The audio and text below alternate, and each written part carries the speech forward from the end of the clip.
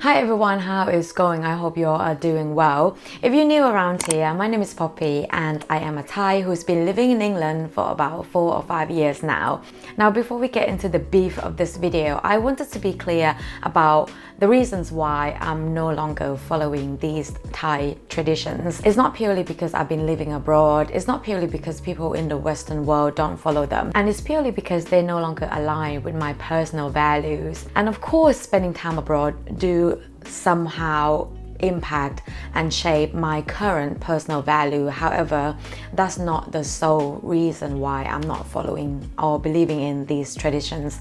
I just want to make it clear because sometimes I see or hear people commenting of how westernized I am. Stop being so westernized. If you spend a day with me, you know I am still very much Thai. And there are many Thai traditions that I still firmly believe in and still following, but I think it's fair to say that everyone is allowed to have personal values, which sometimes can differ from the tradition of the country that they are originally from. The first Thai tradition that I no longer believe in is the dowry. To be honest, I never really believed in dowry, and I'll tell you why. I know that many countries do have this concept of dowry, but specifically for Thailand, the dowry is given by the groom to the bride's family. In Thailand, the dowry kind of acts as a proof that the groom is able to financially support the bride. And speaking to a lot of girls and female friends in Thailand, there are also perceptions that the dowry is sort of showing how much the groom value the bride. The more dowry the groom pay, it is being perceived by the girls as the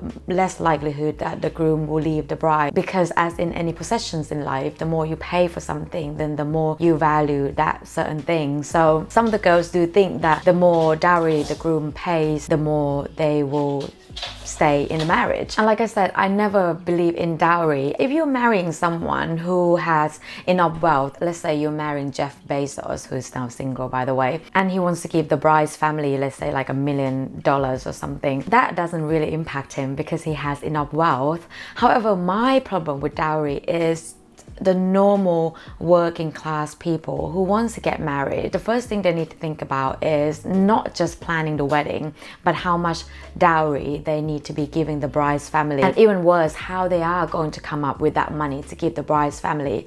Remember, salary in Thailand is not the greatest, and if you're just a normal working class person, for you to be marrying someone, you don't have that money saved up to be given to the bride's family. And what they normally do is the couple will go to the bank, getting a loan, and they'll have to spend the first years of their marriage paying back that loan that they borrowed to give the bride's family as the dowry, which I personally think is really unfair to the married couple, and it's just not a great way to start a marriage. Secondly, taking off shoes before entering the house. Now, I think there are many sort of little beliefs in regards to shoes and feet in Thailand. So feet is something that is being perceived as symbolically low and dirty. So that's something that, you know, we are very careful of. We don't put our feet on top of, let's say, table or anything, or like a sofa. With other people, we're just very careful when it comes to feet. Now with shoes are just dirty, isn't it? And I think traditionally a lot of families do have their meals sitting on the floor, so wearing shoes around the house, it's just not very hygienic. So it has become a tradition where if you enter your own house or anyone's house, you take off your shoes. And it's something that I still sometimes do. If I enter my own house, I tend to most of the time take off my shoes.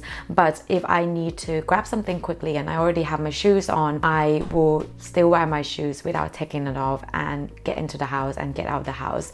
If I go to other people's houses, I do ask them first whether they are okay with me wearing my shoes. It's still something that I sort of loosely following, but not rigidly following as I were following when I was in Thailand. Third, do not touch the person's head. Now, in contrast to the feet, hate in Thailand is something that is considered very high and sacred. And because it's so sacred, you shouldn't be touching other people's head without asking for their permission. And for me, this one is probably admittedly heavily influenced by the fact that I am no longer living in Thailand, and because people here don't believe that head head is a sacred part of the body, and they feel okay to be touching my head. You know, over time I feel like I am okay for them to touch my head, and I touch other people's hairs as well. And sometimes I do touch my friend's head, you know, like complimenting on their hair. So it's more of a loving thing, and I think it's about the intent. I also no longer believe that making fun or making a joke of other people's looks is okay.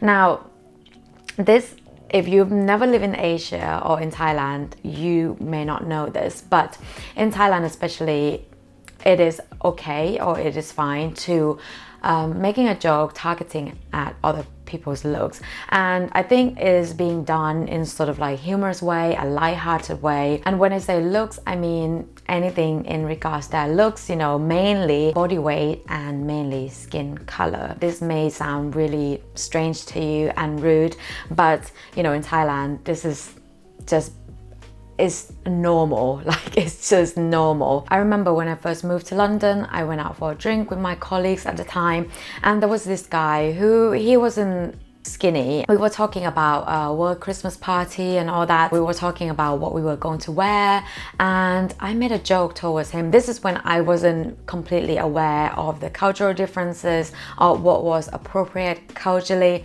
and I was making a joke towards him, and I said, oh, what are you going to wear then? Are you going to come in as a Santa Claus? That did not go down very well. And for me, as someone who grew up in Thailand, being a bit darker and a bit big as per Thai beauty standard, you know, I was called fat when I was younger. I'm still being called fat now by some of the people I know. So I was always made fun of. It's not really made fun of as well sometimes. I'll give you an example. Like, if I haven't seen a friend in a long time, their first comment towards me would be, oh, you've gained weight or you've lost weight, instead of saying, hi, how are you? Have you been well? And so over time, I became more aware that this is not acceptable in the Western society. And I think now for me, the reason that I no longer believe in this is because purely how it affected me when I was growing up, when I was being made fun of. It impacted my self-confidence then, and it still impacts my self-confidence now, and I do not wish that on anybody. All foreigners are wealthy. I think this went back to the time where Thai baht was really weak, and the dollars and the pounds and the euros were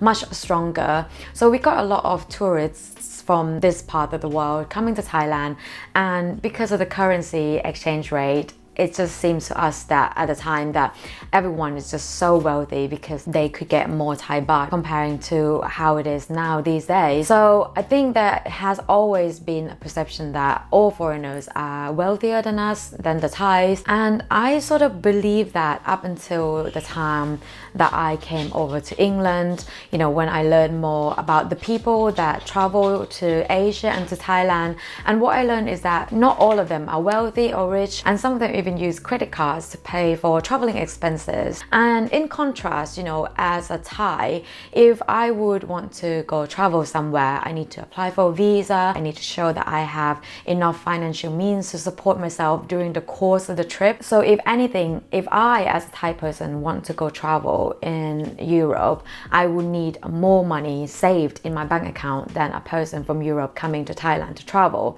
So yeah, that sort of makes me understand and realize now that not all foreigners going to Thailand are wealthy. And now, not sure if you're aware, but there are increasing numbers of foreigners going to Thailand with no money to come back home. So we do have an increasing number of stranded foreigners become beggars, and they just live on the streets, and it's just not a great sight. I hope you enjoyed this video, guys, and let me know if you want to hear more about Thailand, Thai culture.